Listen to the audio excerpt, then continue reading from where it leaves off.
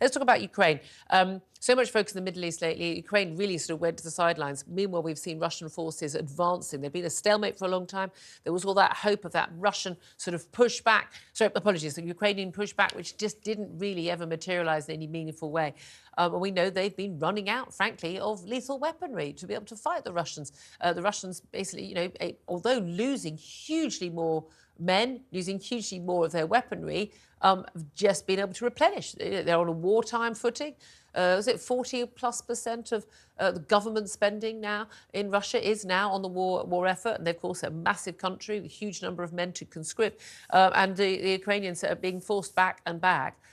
Finally, on Saturday, we had some basic sense from the Republicans in the Congress and the House of Representatives, led by Mike Johnson in their leader, to actually, I'm assuming at Trump's behest, it wouldn't have happened otherwise, voted in this almost $61 billion aid package. And when I say aid, it's military aid. It is proper hardware, lethal weaponry, long-range missiles and the like, to enable Ukraine to fight back. Zelensky said it's they want to get this stuff on the battlefields within days to fight back.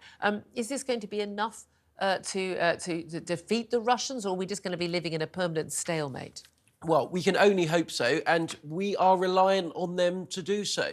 Vladimir Putin, every time he advances into Ukraine, the world gets more dangerous. And it's really interesting to say, yes, Ukraine has been overtaken in the public's imagination by what we're seeing going on in the Middle East. But running through it is this emerging axis of evil, as I've taken to calling it. Russia is using overwhelmingly Iranian drones now to attack in Ukraine. In turn, it is sending arms, money, supplies back to Iran. Lying at the heart of this nexus as well is China, which is all the time threatening Taiwan. And we are looking at a more and more dangerous world. And it's the same instinct that has led America to invest here in Ukraine is what's calling out to our politicians to begin to put some proper money in defence.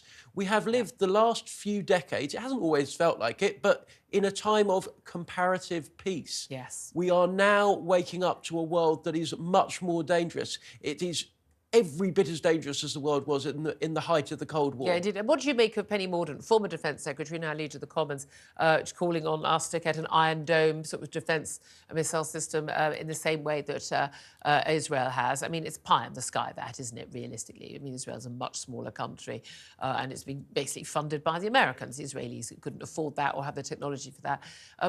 Realistically, that is not what we're going to have. But also, I mean, that's not how any wars spreading into Europe are going to happen, is it? Well, I think what's interesting about Penny Mordaunt is just how in line she is with everybody else that wants to lead not just the Conservative Party, but this country. For the last few years, we've been spending scarcely more than 2% of our GDP on defence. Now the government have said that they wish to get spending up, certainly by the end of the decade, if not sooner, to 2.5%. That's a 25% rise. Grant Shapps, Kemi Badenoch and Penny Mordaunt have all been calling for it, but so too is Keir Starmer. Yeah. Keir Starmer, even Labour recognised that they're going to have to spend more on defence. Of course, that raises some pretty serious questions about where Labour is going to find the money to pay for all of the rest of its. Yeah, absolutely. Yes, be careful what you wish for. That actually brings me to talking about Labour. A really interesting poll showing that 1 in 8 Labour voters thinks that the St George's flag is racist. This is ahead of St George's Day tomorrow.